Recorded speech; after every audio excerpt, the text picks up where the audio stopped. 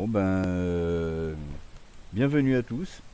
Alors, je vais, là j'enchaîne les tutos, hein. C'est le troisième ou quatrième que je fais d'affilée, mais parce que j'ai que ça à faire, donc ben voilà. Euh, donc je vais lancer une nouvelle scène, File New. Voilà, on va revenir. Alors je clique gauche, Reload Startup File. Voilà, je reviens sur mon interface de base là. Et donc là on va parler des raccourcis clavier. Hein, j'en avais parlé un petit peu pendant que j'ai fait les présentations. Et puis là, on va passer un petit peu plus au vif du sujet, quoi. Alors, les raccourcis clavier, bien sûr, on peut trouver les menus dans les panneaux qu'il y a dans les panneaux d'outils. Mais très honnêtement, déjà, ça fait faire des grands gestes à la souris, alors que ben, on peut très bien de la main gauche lancer une fonction, et puis de la main droite, ou inversement si euh, on est gaucher, euh, et puis bah, si on est ambidextre, bien sûr, voilà, on s'arrange.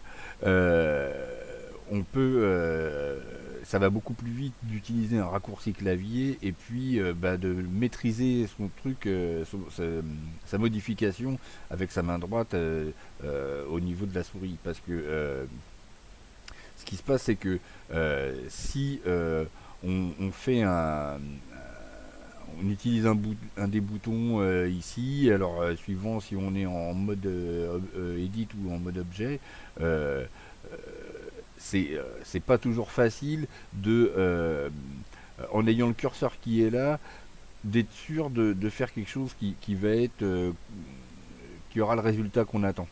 Alors que là, on peut vraiment précisément, avec le curseur qui est proche de l'objet, si je fais un S pour redimensionner, vous voyez, je maîtrise. Alors, plus je suis loin de la sphère, par exemple, dans l'espace 3D, si je fais un S, je vais pouvoir y aller tout doucement. Alors, je peux même y aller encore plus doucement si je fais un S et que j'appuie sur Shift, enfin sur la touche majuscule. Et là, je vais pouvoir vraiment précisément. Alors, pourquoi c'est important des fois de ne pas avancer trop vite, parce que imaginons que j'ai j'ai besoin de faire poser mon cube sur un autre cube, par exemple, ou sur un plan. Euh, je vais invoquer un plan, par exemple. Alors là, j'ai appuyé sur tabulation, je reviens donc en mode objet, j'invoque mon plan. Voilà, alors on le voit, comme il fait la même dimension, voilà, on voit ses traits apparaître, mais bon, je vais le grandir, hein, je vais faire S par exemple, et puis je veux que mon cube il soit positionné sur mon plan. Alors je vais me mettre en vue de 1 par exemple, là on voit pas le plan, mais il est là, hein. Euh, voilà. Et donc, mon plan, il est aligné sur le trait rouge, là. C'est l'axe des X, hein. Donc là, on voit X, la largeur, Z, la hauteur, et donc le vert, Y, la profondeur, hein. Voilà. Euh, Petite parenthèse. Donc là, je prends mon cube, j'appuie sur Grab, donc G, saisir. Je le contrains sur l'axe des Z, donc j'ai fait G, j'appuie une fois, Z, j'appuie une deuxième fois, voilà, avant de valider. Je monte ma souris, et là, pour être sûr qu'il va être vraiment bien calé sur le truc, donc je fais un zoom en avant, et puis sur le plan, et je refais un G, Z, donc je le contrains sur l'axe des Z, et puis là, je le fais redescendre en appuyant sur la touche majuscule. Et là, il va descendre tout doucement, ce qui va me permettre vraiment minutieusement. Alors la souris dans l'écran, ses mouvements sont infinis, donc elle va apparaître de l'autre côté, en haut. Voilà, hop. Et je tire, je tire, je tire, je tire, jusqu'à temps que bon bah voilà, je me dis, je suis à peu près bon. Ouais, je vais affiner. Voilà. G, Z, je descends, je descends, descends, je remonte, voilà, jusqu'à temps que je me dis, bon là, je commence à être bon là, hein, voilà. Voilà. Donc c'est le genre de manip qu'on va avoir au niveau des raccourcis clavier. Et bon, très honnêtement, il est impératif de connaître les raccourcis clavier, hein. Donc, alors, je vais faire un tuto par raccourci. Donc là, ça va être des tutos qui vont être beaucoup plus rapides, hein. Mais euh, qui vont vous permettre de revenir. Si vous n'avez pas compris un raccourci clavier, bah, vous allez pouvoir revenir dessus et puis le refaire l'exercice. Voilà, ça va être des tutos de 2-3 minutes, hein. Voilà. Alors, lui, je vais le recentrer. Sélection tout curseur. Voilà. Donc, le premier raccourci clavier qu'on va voir, c'est le raccourci S. S pour size, pour redimensionner, hein. Donc, la grille, elle fait. Donc, là, notre cube, il fait 2 unités, hein. 2 unités en largeur, en hauteur et en profondeur, hein. On se cale sur la grille, voilà, il fait 2 unités. Alors les unités Blender, c'est des unités qui n'ont pas vraiment de dimension précise, mais si vous voulez euh, travailler en centimètres, par exemple, voilà, vous avez Units ici sur l'onglet scène, alors le deuxième. Vous avez units et là vous pouvez choisir centimètres, les pieds, les pouces, les kilomètres, voilà, être soit en unité impériale, soit en mètres, hein. Voilà. Donc bon, là moi je sais pas, pour vous parler de raccourcis, j'ai pas d'intérêt de choisir d'unité précise, hein. Voilà.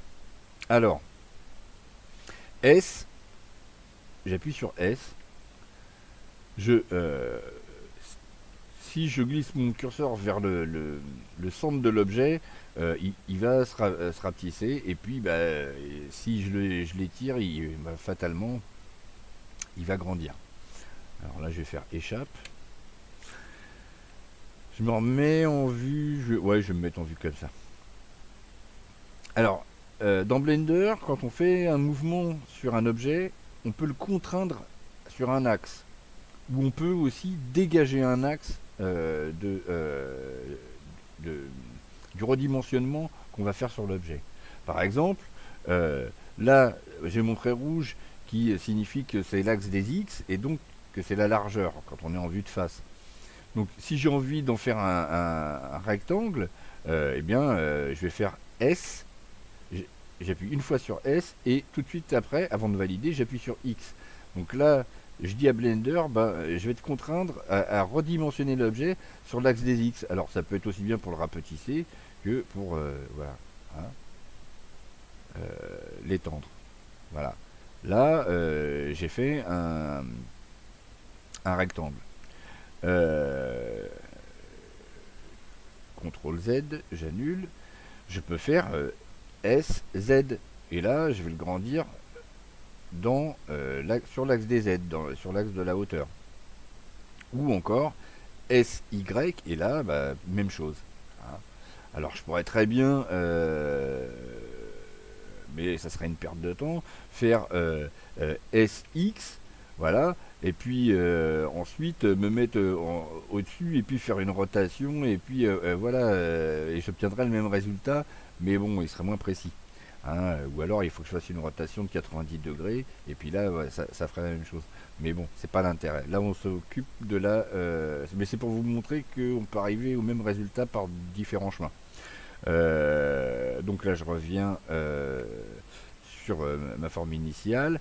Et alors, je vais vous montrer avec un autre objet. Parce qu'avec le cube, comme il s'est pareil partout, c'est un peu délicat. Je vais invoquer un cylindre. Voilà, là j'ai un cylindre. Et je peux par exemple lui dire de rétrécir avec la touche S, mais de garder la même hauteur. Parce que si je fais S tout court, tout seul, il va baisser sur tous les niveaux, en hauteur, en largeur et en profondeur.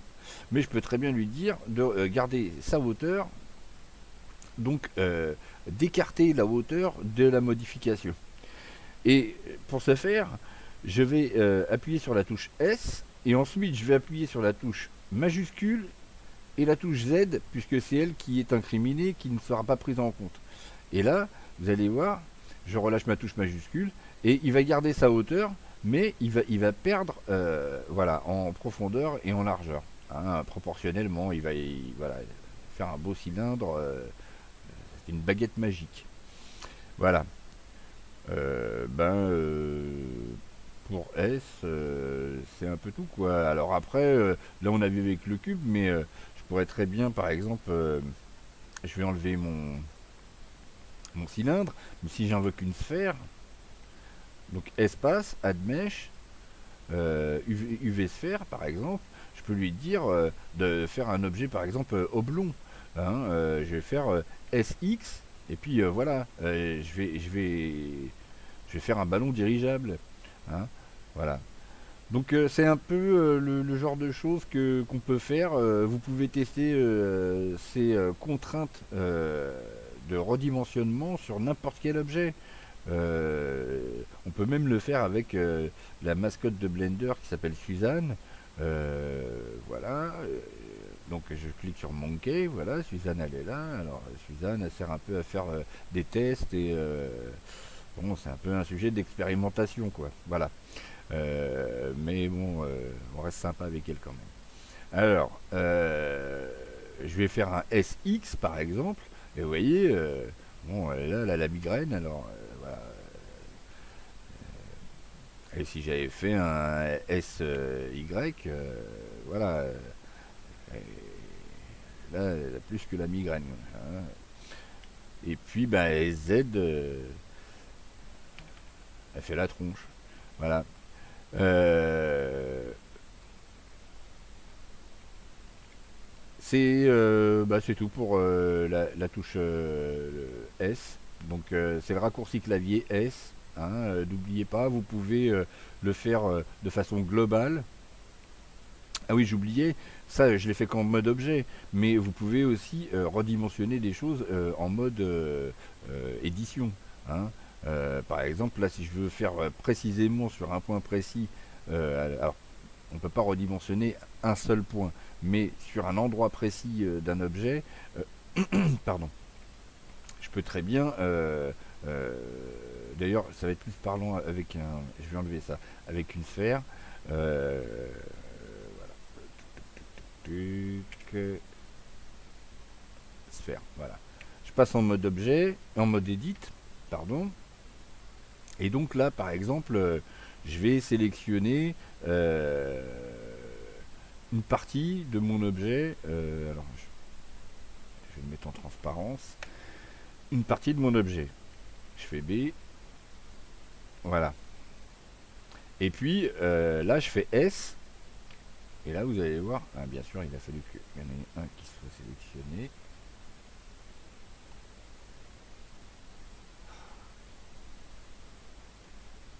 Un peu ennuyeux cette histoire, voilà. Donc là je vais faire S, et là vous voyez, c'est cette partie de l'objet que j'ai sélectionné sur laquelle va s'appliquer le redimensionnement. Hein, bien sûr, il n'y a pas que redimensionnement sur un objet global quand il est en mode objet. Hein. Euh, Justement, l'intérêt c'est de déformer les maillages, et pour déformer les maillages, il faut passer en mode édition, et en mode édition, bah, c'est là où on va pouvoir justement créer des nouvelles formes. Voilà. Donc, et après, on va apprendre à combiner les différents raccourcis clavier justement pour faire des formes qui auront vraiment du cachet. Hein, voilà. Donc là, c'est fini pour ce tuto. C'était le rendimensionnement avec la touche S.